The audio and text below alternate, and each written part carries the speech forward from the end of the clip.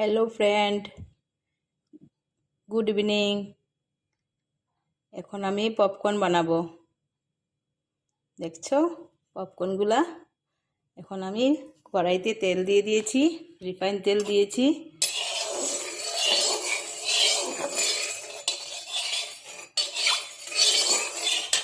তেলটা একটু গরম হয়ে যাক, তারপর আমি এটাতে এই যে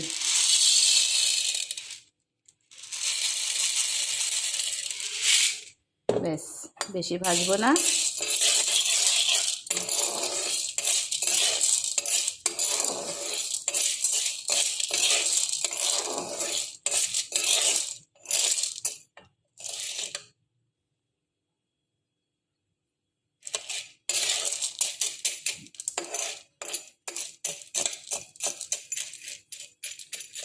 যখন একটু চেট করে শব্দ হবে তখনই ঢেকে রেখে দেব।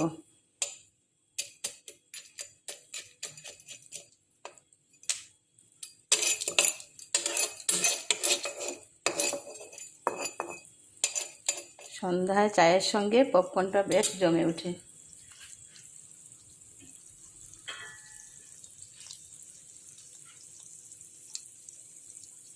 একটু একটু শব্দ হচ্ছে, বুঝেছো?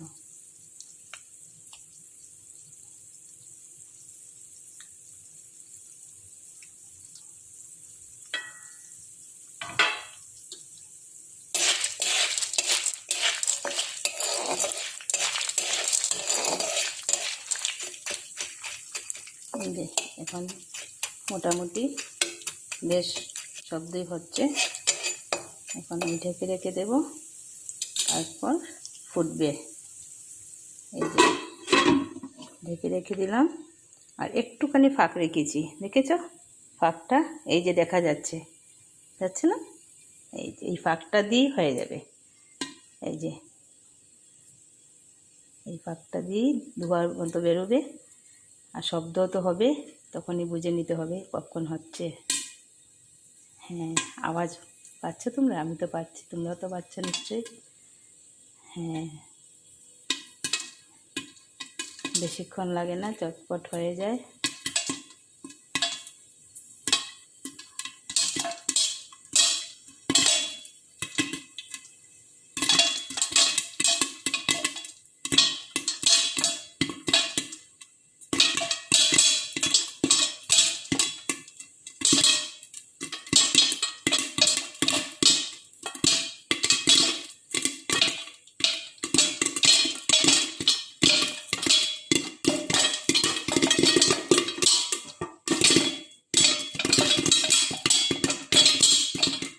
বাহ, কি আওয়াজ!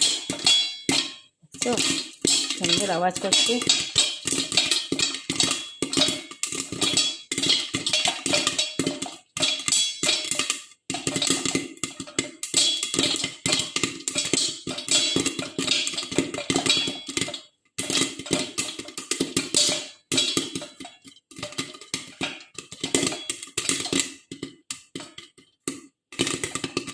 আওয়াজটা যখন আস্তে আস্তে বন্ধ হয়ে যাবে, অল্প অল্প করে একত্র হবে, তখন বুঝে নিতে হবে যে হয়ে গেছে।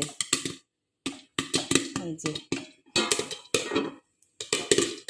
এই যে দেখেছো? এই যে ভয়ও লাগছে বাইরে যদি পড়ে যায়। এই যে সে অনেকগুলো হয়ে গেছে, দেখেছো? এই যে বাবা, খাওয়ার চেয়ে দেখতেই ভালো লাগে আমার। দেখেছো, অনেকগুলো হয়ে গেছে।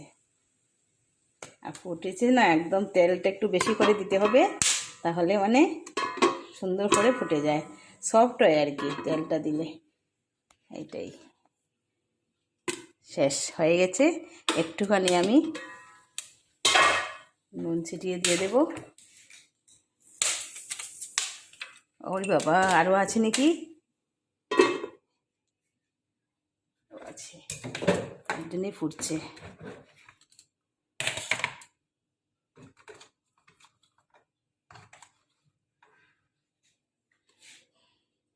দেখেছো? একটুখানি দেব। এই যে এটা হয়েছে, এই যে কী বলে, গোলমরিচ বলে না, গোলমরিচ। আমরা আসামিসেরা তো ঝালক বলে, তাই মানে কনফিউশনে পড়ে যাই কি বলবো কি না।